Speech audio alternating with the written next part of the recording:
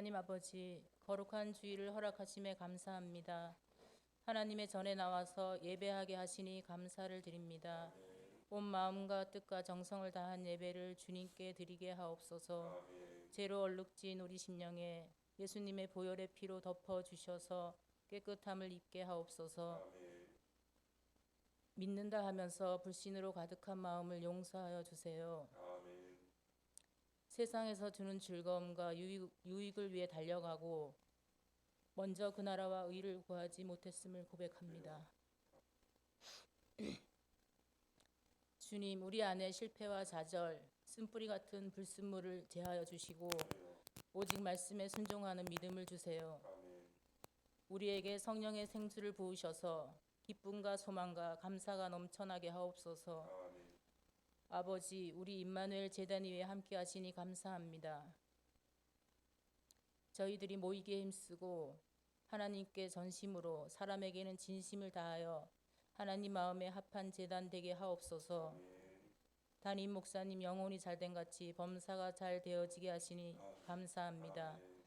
목사님께 영권, 인권, 물권, 언권을 더하여 주옵시고 생명의 말씀이 선포될 때 우리의 심령에 생명의 싹이 나고 자라나게 하옵소서. 이 한 시간도 어둠이 틈타지 못하도록 성령께서 주관하여 주장하여 주시옵소서. 예수님 이름으로 기도합니다. 오늘 우리가 함께 은혜 받으실 하나님의 말씀은 마가복음 9장 14절부터 24절까지 말씀입니다. 이에 그들이 제자들에게 와서 보니 큰 무리가 그들을 둘러싸고 서기관들이 그들과 더불어 변론하고 있더라. 온 무리가 곧 예수를 보고 매우 놀라며 달려와 문안하거늘 예수께서 물으시되 너희가 무엇을 그들과 변론하느냐? 무리 중에 하나가 대답하되 선생님, 말 못하게 귀신 들린 내 아들을 선생님께 데려왔나이다. 귀신이 어디서든지 그를 잡으면 거꾸러져 거품을 흘리며 이를 갈며 그리고 파리해지는지라. 내가 선생님의 제자들에게 내쫓아달라 하였으나 그들이 능히 하지 못하더이다. 대답하여 이르시되 믿음이 없는 세대여, 내가 얼마나 너희와 함께 있으며 얼마나 너희에게 참으리요. 그를 내게로 데려오라 하시매 이에 데리고 오니 귀신이 예수를 보고 곧 그 아이로 심히 경련을 일으키게 하는지라. 그가 땅에 엎드러져 구르며 거품을 흘리더라. 예수께서 그 아버지에게 물으시되 언제부터 이렇게 되었느냐 하시니 이르되 어릴 때부터니이다. 귀신이 그를 죽이려고 불과 물에 자주 던졌나이다. 그러나 무엇을 하실 수 있거든 우리를 불쌍히 여기사 도와주옵소서. 예수께서 이르시되 할 수 있거든이 무슨 말이냐? 믿는 자에게는 능히 하지 못할 일이 없느니라 하시니 곧 그 아이의 아버지가 소리를 질러 이르되 내가 믿나이다. 나의 믿음 없는 것을 도와주소서 하더라. 아멘. 자리에 앉으시면서 옆 사람 앞뒤 사람에게 잘 오셨습니다. 반갑습니다. 축복합니다. 위를 바라보는 믿음이라는 제목으로 말씀의 은혜를 함께 나누겠습니다. 예수님이 베드로와 야고보와 요한을 데리고 산에 올라가시게 되었습니다. 그 시간에 산 아래 남아있는 제자들은 아주 큰 곤혹을 치르고 있었습니다. 한 아버지가 귀신 들린 아이를 제자들에게 데리고 왔습니다. 그리고 제자들에게 귀신을 내쫓아달라고 했죠. 예수님의 제자들은 사실 그 전에 벌써 병을 치료하고 귀신을 내쫓은 경험을 가지고 있었습니다. 그런데 예수님의 제자들이 아무리 귀신에게 나오라고 소리를 쳐도 귀신은 나오지를 않는 겁니다. 바리새인들과 서기관들 그리고 그곳에 모인 많은 사람들의 조롱거리가 되고 말았습니다. 그때 산에 올라가셨던 예수님이 산에서 내려오시면서 그 광경을 보셨습니다. 예수님의 모습을 보고 아이의 아버지가 먼저 예수님께 뛰어가서 이 자초지종을 이야기했습니다. 우리 아이를 선생님의 제자들에게 데리고 왔는데 고치지 못하고 있습니다. 예수님께서는 의사들이 하는 것처럼 그 아이의 병세를 자세히 물으셨습니다. 그러자 아이의 아버지는 실력 있는 의사들에게 흔히 불치병 환자들이 하는 말을 합니다. 당신이 고칠 수 있으면 고쳐주십시오. 예수님은 그 아이의 아버지에게 말씀하십니다. 나는 세상 다른 의사와는 다르다. 나에게는 고칠 수 있는 병과 고칠 수 없는 병의 구별이 없다. 나는 모든 병을 고칠 수 있다. 그러나 아무나 고쳐주지 않는다. 나를 믿는 사람들만 고친다고 하십니다. 그러자 이 아버지는 주여 나의 믿음 없는 것을 용서하소서 합니다. 이것을 다른 번역 성경에는 이렇게 번역합니다. 주여 나의 불신앙을 제거하여 주십시오 라고 합니다. 여러분, 문제 해결의 열쇠는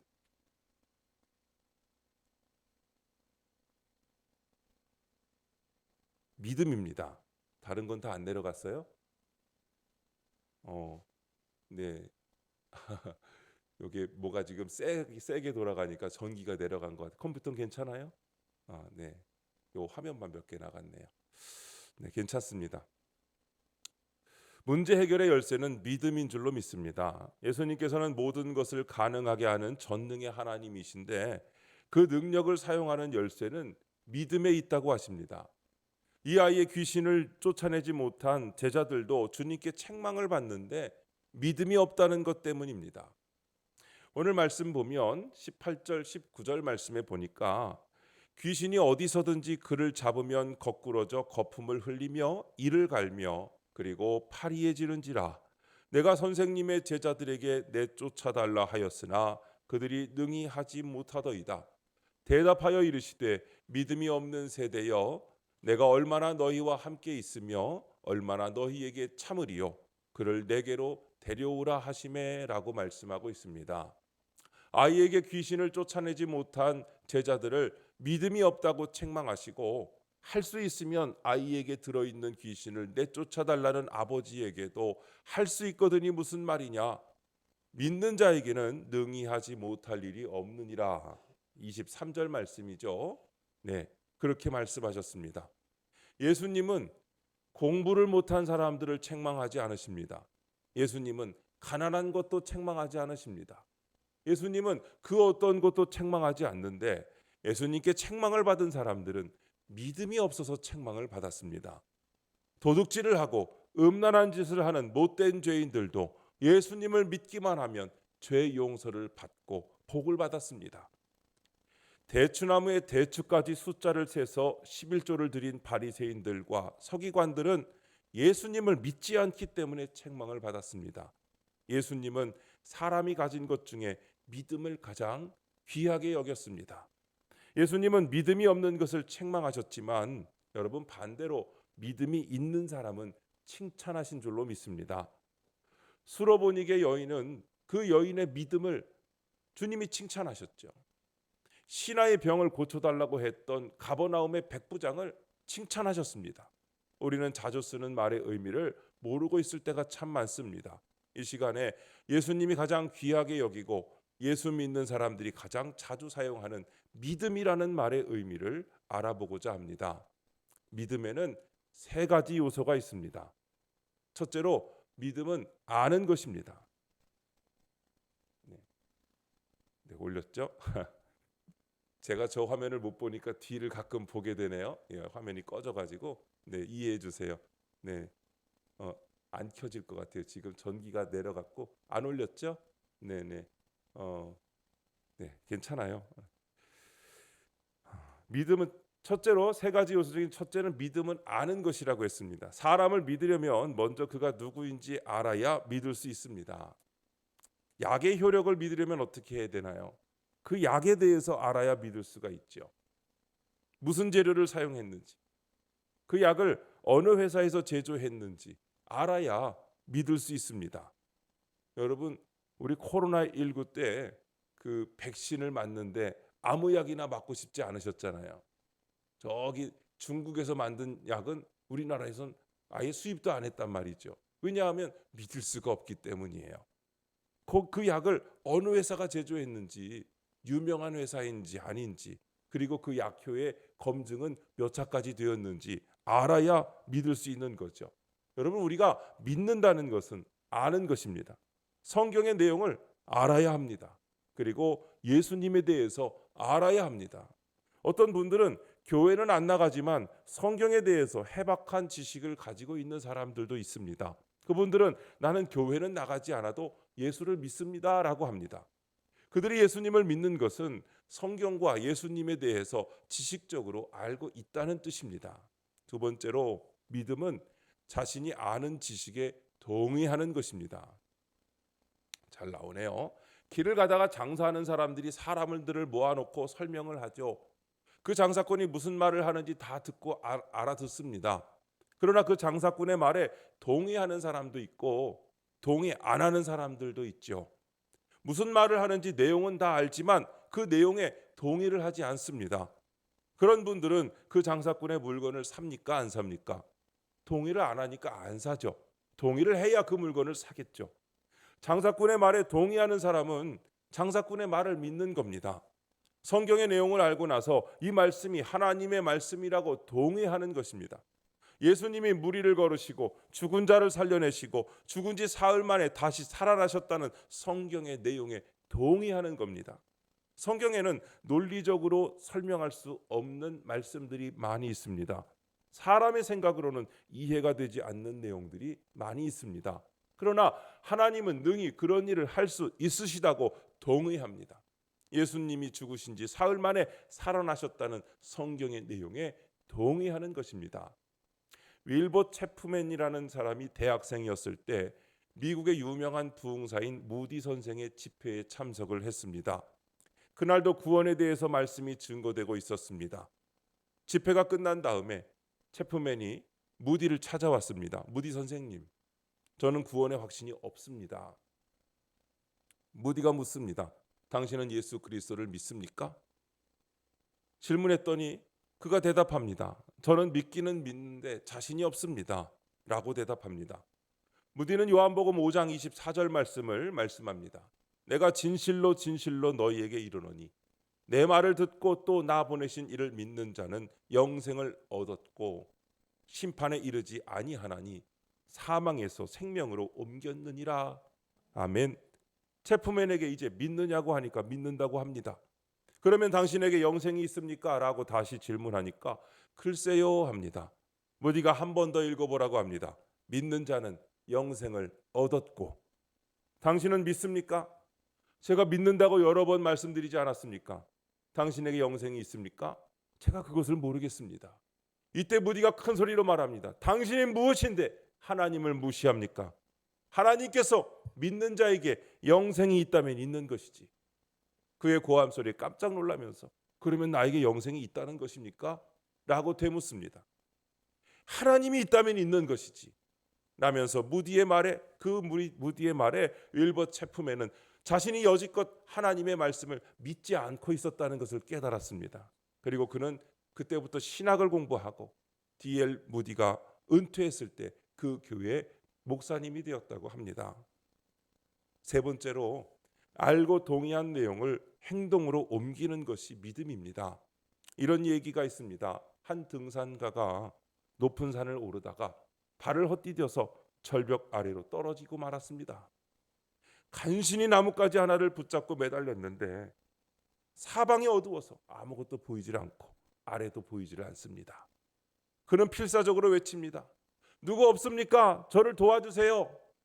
그때 하나님께서 말씀하셨습니다. 네가 나를 믿느냐? 등산가는 답합니다. 네, 믿습니다 하나님. 그러자 하나님께서 말씀하셨습니다. 그렇다면 잡고 있는 나뭇가지를 놓아라. 그러나 그는 선뜻 손을 놓을 수가 없었습니다. 왜냐하면 너무 두려웠기 때문이죠. 그는 다시 외쳤습니다. 혹시 거기 다른 분은 안 계십니까? 하고 외칩니다. 하나님이 말씀하셔도 자기가 믿겨지지 않으면 하나님 말고 다른 분을 찾는 거죠. 그런데 다음 날 아침 구조대가 도착했을 때 그는 그 자리에서 동사 한 채 발견되었다고 합니다. 사실 그가 매달려 있던 곳 아래는 불과 1m 거리에 튼튼한 바닥이 있었습니다. 여러분, 이 이야기는 우리가 하나님의 약속을 신뢰하지 못하고 눈으로 확인하려고 할 때 오히려 하나님의 은혜를 놓칠 수 있다는 것을 알려주는 이야기입니다. 여러분, 믿음의 사람들의 공통된 특징은 하나님께서 말씀하실 때 그것이 납득할 수 없는 것이라도 그대로 순종하는 것입니다. 아브라함, 이삭, 야곱 등의 족장들이나 믿음의 사람들은 하나님께로부터 이해할 수 없는 명령을 받은 자들이었습니다. 그러나 그들은 한결같이 납득할 수 없는 무모하게 보이는 하나님의 명령을 따라 그대로 순종하고 좌로나 우로나 치우치지 않았습니다.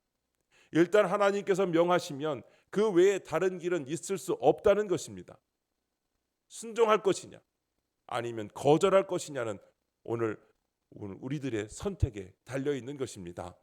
믿음은 자신이 알고 동의한 내용을 행동으로 옮기는 것입니다. 알고 동의하는 데서 멈추면 안 됩니다. 사람의 모든 행동은 바로 이 믿음에서 출발합니다. 여러분은 지금 오늘 교회에 오셔서 의자에 앉아 계십니다. 저만 서 있죠. 여러분 의자에 앉으실 교회에 들어오실 때 교회 안에 편하게 앉을 수 있는 나무 의자가 있다는 것을 다 알고 계셨을 겁니다. 그 의자는 사람들이 앉아도 무너지지 않는다는 것을 여러분은 알고 계시죠. 그리고 그 지식에 동의한 겁니다. 그러면 그 의자에 자신의 몸을 믿고 맡길 수 있는 거예요. 믿으면 믿고 맡겨야 됩니다. 신뢰해야 합니다. 그래서 여러분 지금 아무 염려 없이 앉아 계실 수 있는 거 아닙니까? 지식으로만 알고 있는 믿음은 마귀도 가지고 있다고 했습니다. 야고보서 2장 19절에 이렇게 말씀합니다. 네가 하나님은 한 분이신 줄을 믿느냐? 잘하는도다. 귀신들도 믿고 떠느니라 했습니다. 귀신들도 하나님 계신 거 다 알고 하나님 믿습니다. 여러분 우리는 그 믿음을 행동으로 옮길 수 있는 그런 믿음을 가져야 할 줄로 믿습니다. 예수님을 안 믿는 사람들은 앞에서 말한 세 가지 믿음이 모두 없습니다. 성경의 내용을 알려고 하지 않습니다. 성경의 내용에 동의도 하지 않습니다. 그러나 이미 예수 믿는 사람들에게 믿음이 없다는 것은 세 번째 믿음, 즉 행함이 없는 믿음을 말합니다. 예수님이 믿음이 없음을 탄식할 때에 바로 믿고 맡기는 믿음이 없는 것을 탄식하신 것입니다. 알고 있고 인정한 것을 행동으로 옮기지 못한 믿음을 말합니다. 하나님께는 모든 것이 다 있는 줄로 믿습니다. 부와 재물과 능력과 행복과 평안과 권능이 주님께 있는 줄로 믿습니다. 무엇이든지 해낼 수 있는 능력이 있습니다. 하나님은 모든 것을 주실 수 있고 줄 수 있는 준비를 갖추고 계십니다. 그런데 왜 하나님이 주신 능력과 지혜와 복을 받지 못할까요? 믿음이 없어서 받지 못한다고 예수님이 말씀하고 계십니다. 믿고 맡기고 신뢰하는 믿음이 없는 겁니다. 하나님의 창고에는 모든 것이 다 있습니다. 그 창고의 문의 열쇠는 바로 믿음입니다. 우리는 하나님 앞에 가서 하나님 돈이 없습니다 하는데 하나님은 말씀하십니다. 아니다. 너에게 없는 것은 돈이 아니고 믿음이 없다 하십니다. 모든 것이 하나님의 것이고 하나님이 원하는 사람에게는 무엇이든지 다 주신다는 믿음이 없다고 말씀하십니다. 그러면 여러분 어떻게 우리가 믿음을 얻고 믿음을 키울 수 있겠습니까? 오늘 첫 번째로 하나님의 말씀을 많이 읽고 듣고 배워서 알아야 합니다. 사람은 뭔가 먹어야 키도 크고 힘도 쓸 수 있지 않습니까? 믿음도 살아있는 것입니다. 믿음이 성장하기 위해서는 먹는 것이 있어야 되는데 뭘 먹어야 하냐면 말씀을 잡수셔야 합니다. 여러분 옆 사람에게 진지하게 두 눈을 바라보며 이렇게 말씀하시죠. 말씀을 좀 드세요. 한 번 더 말씀하시죠. 말씀 잘 잡수고 계시죠? 왜 안 하세요? 말씀을 잘 잡수시기를 축복합니다. 하나님이 생명의 양식인 말씀을 주셨는데 생명의 양식은 일주일에 한 번만 잡수시니까 맨날 배고파서 능력이 없고 맨날 응답이 없고 맨날 사는 게 각박하고 맨날 평안이 없고 여러분 마음을 끌고 가는 건 세상이지 하나님이 아니신 거잖아요. 생명의 양식을 안 잡수시는데 목사가 아무리 생명의 양식을 매일 잡수라고 말씀을 드려도 불순종하고 안 잡수시는데 여러분에게 무슨 능력이 있겠습니까? 안타깝습니다. 하나님의 말씀을 매일매일 잡수셔야 돼요. 밥은 시간 맞춰서 잘 잡수시면서 여러분 육의 양식은 이것저것 영양소 따져가며 잡수시고 영양실조 안 걸리시려고 애쓰시면서 어찌 여러분의 영이 살아나는 하나님의 말씀은 시간정에 잡수시지 않는 겁니까? 약 잡수시려고 여러분 꼭 식사하시고 약도 잡수시면서 우리 생명을 살리는 약이 되는 신약과 구약은 어째 그렇게 안 잡수고 계십니까? 여러분 꼭 잡수시기를 주님의 이름으로 축복합니다. 사람은 무언가 먹어야 합니다. 우리의 영은 하나님의 말씀을 들어야 하고 먹어야 합니다. 말씀을 자주 들으면 믿음이 자라는 겁니다. 하나님의 말씀은 세 가지가 있습니다. 예수님 자신이 곧 말씀이십니다. 예배를 통하여 예수님과 인격적인 교제를 나누면 믿음이 자라는 겁니다. 그 다음은 기록된 말씀이 있죠. 성경을 가까이 하고 늘 읽을 때에 우리의 믿음이 자라는 것입니다. 세 번째로 선포된 말씀이 있습니다. 바로 목회자의 설교입니다. 설교는 수천 년 전에 기록한 하나님의 말씀이 오늘 우리에게 무엇을 의미하는가를 설명해 주고 있는 겁니다. 여러분 말씀을 가까이 할 때 믿음이 자라는 줄로 믿습니다. 로마서 10장 17절 같이 한번 읽겠습니다. 시작. 그러므로 믿음은 들음에서 나며 들음은 그리스도의 말씀으로 말미암았느니라. 아멘. 남태평양 한가운데에 타히티라는 섬나라가 있습니다. 이 나라에 낙원이라 불리는 pitcairn이라는 섬이 있는데 이 섬에는 깡패도 없고 도둑도 없고 술도 없고 이 섬 사람들이 한결같이 부지런하고 성실한 모습에 관광객들이 감동하는 섬이라고 합니다. 그런데 원래 이 섬은 프랑스가 지배하고 있을 당시 죄인들을 유배시키는 감옥으로 썼던 섬입니다. 그래서 1800년까지는 지옥과 같은 섬이고 도덕도 윤리도 없고 살인과 마약과 절망이 가득한 땅이었습니다. 그때 그곳에 폭동을 일으켜서 체포됐던 프랑스인 죄인이 몇 사람이 들어왔습니다. 그들 역시 그곳에 들어와서 아무렇게나 살다가 5명은 죽고 남은 한 사람이 절망 중에 자기 가방을 정리하다가 성경을 발견한 거예요. 성경이 여기 있지? 그는 방탕하고 타락한 자신을 성경을 읽다가 뉘우치는 사건이 일어나게 됩니다. 그는 성경을 계속 읽기 시작했고 그곳 남자 여자들에게 성경을 가르치기도 하고 또 아이들에게도 성경을 가르치게 되었습니다. 그로부터 10년이 지난 후에 1810년에 그 섬의 사람들은 놀랍게 변화되었고 그 섬은 여러분께 말씀드린 대로 낙원처럼 변했다는 겁니다. 그 후 이 섬은 도둑도 없고 싸움도 없고 감옥도 없는 섬이 되었고 주민들은 온 섬이 주의를 성수하는 축복된 섬이 되었다는 겁니다. 여러분 우리 기독교를 변화의 종교라고 부릅니다.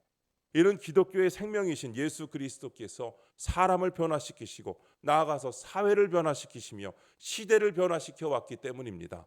또한 변화된 기독교인은 우리 주의를 변화시키고 아름다운 세상을 만들어 나가고 또 나아가서 하나님의 나라를 확장해 나아가는 사명을 감당하게 되는 줄로 믿습니다. 우리가 읽는 말씀에 능력이 있고 그 말씀으로 인하여 우리가 주님의 능력을 행하게 된다는 것을 여러분 반드시 기억하시기를 축복합니다. 두 번째로 기도할 때에 믿음이 생기고 성장합니다.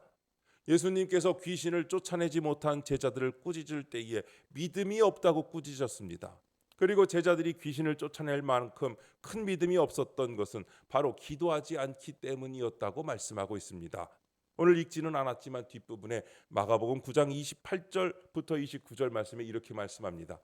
집에 들어가심에 제자들이 조용히 묻자오되 창피했던 모양이에요. 그날 있었던 일이 좀 부끄럽기도 하고 겸연쩍고 집에 들어가서 조용히 묻습니다. 우리는 어찌하여 능히 그 귀신을 쫓아내지 못했습니까? 이르시되 기도 외에 다른 것으로는 이런 종류가 나갈 수 없느니라 하시니라. 아멘. 여러분 기도하지 않고는 믿음이 자라지 않습니다.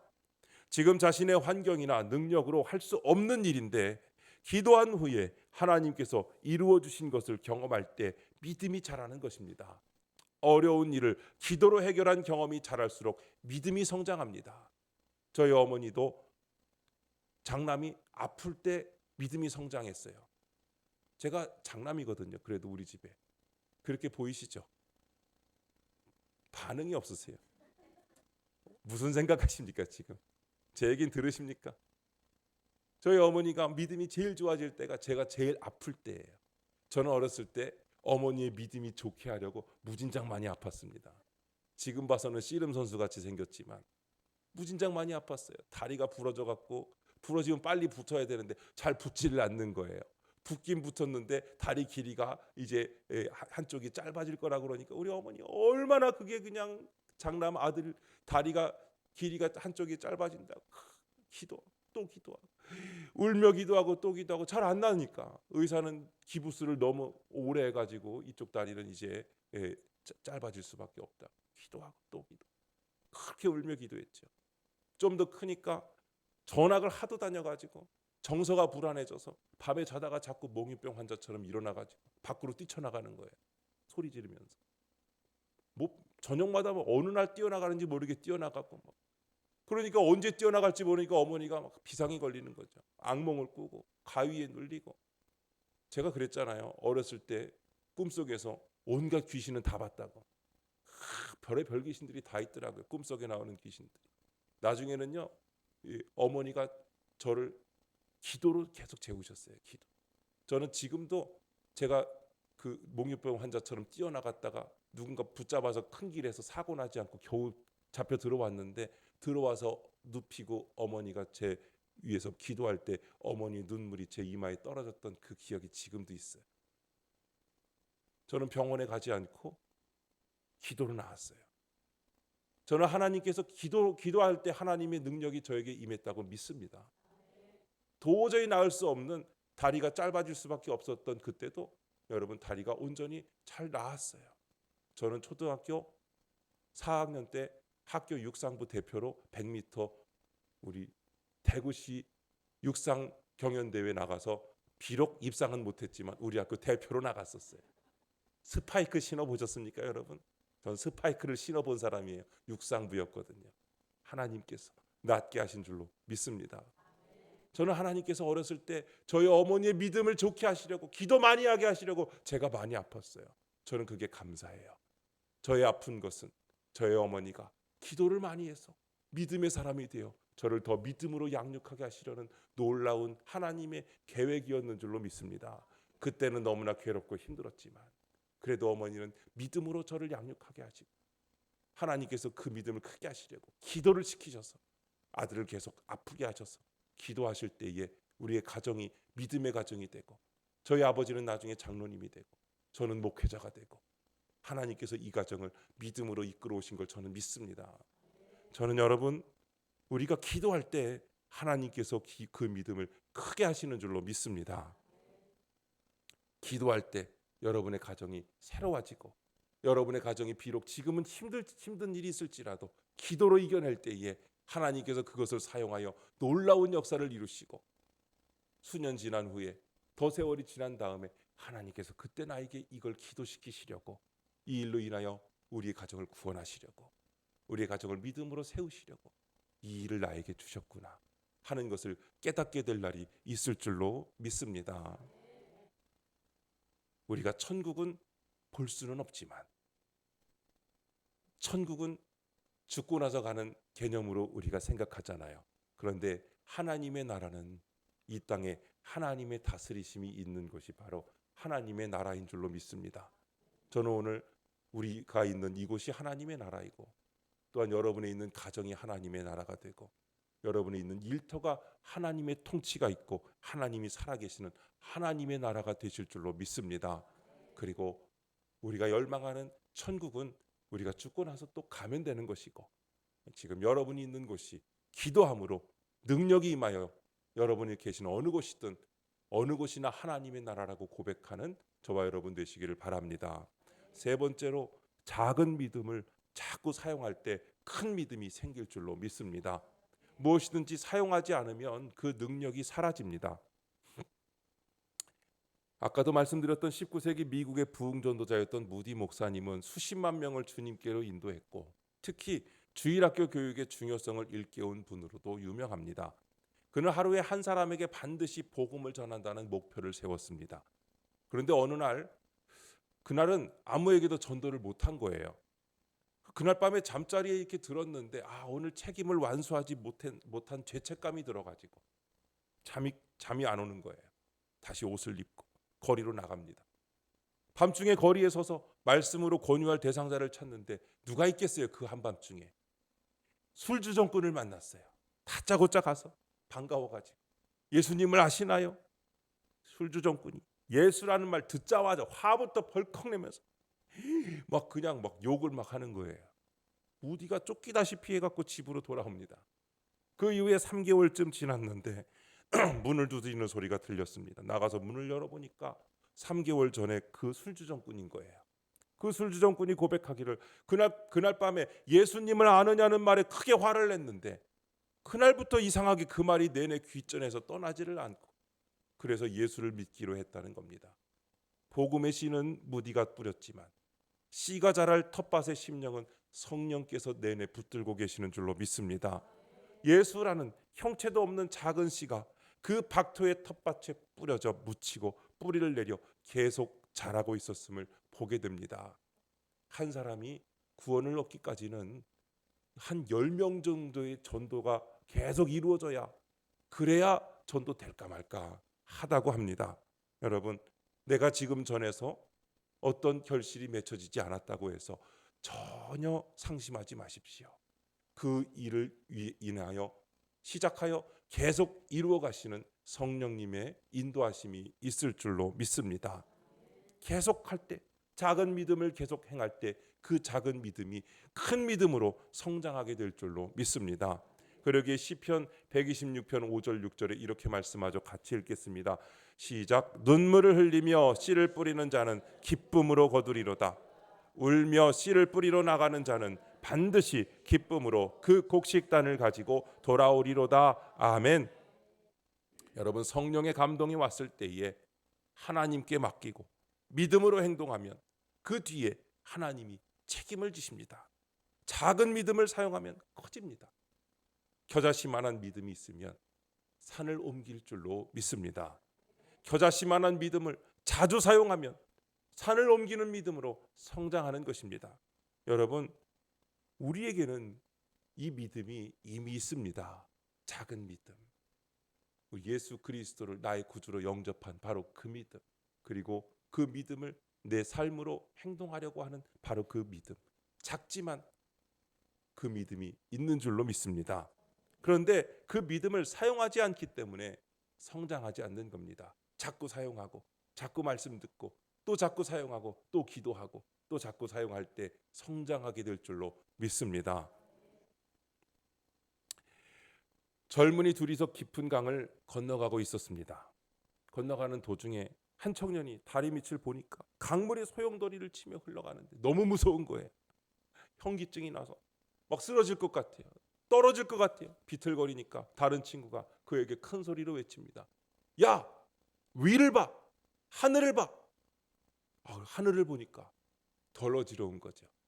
여러분, 그렇습니다. 우리의 앞을 가로막는 여러 장벽을 바라보면 도저히 뚫고 나갈 수 없을 것 같지만 위를 바라보고 믿음을 가질 때 하나님의 능력을 통하여 기적이 일어나게 될 줄로 믿습니다. 우리가 그토록 기적이라고 부르는 바로 그 단어는 하나님께서 보시기엔 일상인 겁니다. 여러분, 하나님이 살아 역사하시다는 것을 믿는 사람에게는 절망이란 없습니다. 하나님께서 이 일을 통하여 이루시고자 하는 놀라운 계획이 있다는 것을 인정하고 그것으로 감사하며 그 일을 통해 주님께 영광 올려드리는 우리의 삶이 되어야 할 줄로 믿습니다. 어떤 역경도 어떤 슬픔도 그것이 우리를 점령하지 못하고 우리를 낙심하게 하지 못할 줄로 믿습니다. 그것을 이겨내게 하시는 믿음이 오늘 우리에게 있는 줄로 믿습니다. 서양 속담에 흐르는 냇물에서 돌들을 치워버리면 그 냇물은 노래를 잃어버린다는 말이 있습니다. 무슨 말인지 알아들으셨어요? 돌들이 있으니까 졸졸졸 소리가 나는 거지. 돌이 하나도 없으면 그 냇물은 아무 소리 안 나고 물만 그냥 흐르는 하수도 같은 게 되는 거예요. 여러분, 우리의 인생에 역경과 고난의 돌을 치워버리면 우리는 아름다운 노래를 들을 수 없게 됩니다. 우리에게 필요한 것은 그 역경 속에서도 그 고난 속에서도 위를 바라보는 믿음입니다. 그 믿음을 통하여 놀라운 음악이 울리고 또한 주님이 주시는 능력이 임하고 또한 우리의 삶이 하나님께 영광 올려드리는 복된 삶이 되게 하시는 줄로 믿습니다. 그런 믿음의 소유자가 다 되시기를 주님의 이름으로 축복합니다. 기도하겠습니다. 하나님 아버지, 오늘 우리에게 믿음의 말씀을 허락하시고 다시 한번 우리의 마음을 깨우쳐 주심에 감사드립니다. 주님, 우리는 때때로 믿음이 부족하여 의심하고 주저하며 하나님을 온전히 신뢰하지 못할 때가 많습니다. 오늘 말씀을 통해 믿음이란 단순히 아는 것이 아니라 동의하고 행동으로 옮기는 것임을 깨닫습니다. 주여, 우리의 연약한 믿음을 붙들어 주시옵소서. 주님을 더 깊이 알고 주님의 말씀을 온전히 믿으며 그 믿음을 삶 속에서 실천할 수 있도록 인도하여 주옵소서. 예수님께서 믿는 자에게는 능치 못할 일이 없느니라 말씀하셨습니다.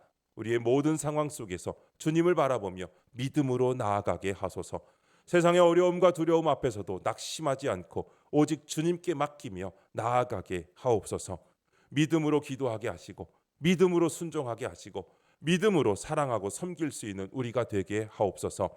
우리가 세상의 유혹과 시련 속에서도 믿음을 붙들고 끝까지 승리하는 자들이 되게 하옵소서. 주님, 우리의 믿음이 자라나기를 원합니다. 말씀을 더욱 가까이 하게 하시고 기도의 자리로 나아가게 하시며 작은 믿음을 실천함으로써 큰 믿음으로 성장하는 삶을 살게 하옵소서. 이제 우리의 모든 삶을 주님께 온전히 맡겨드립니다. 믿음으로 행하며 주님의 능력을 경험하게 하시고 우리의 삶을 통해 주님의 영광 드러나게 하여 주시옵소서. 우리의 믿음의 주가 되시는 예수 그리스도의 이름으로 기도드립니다. 아멘.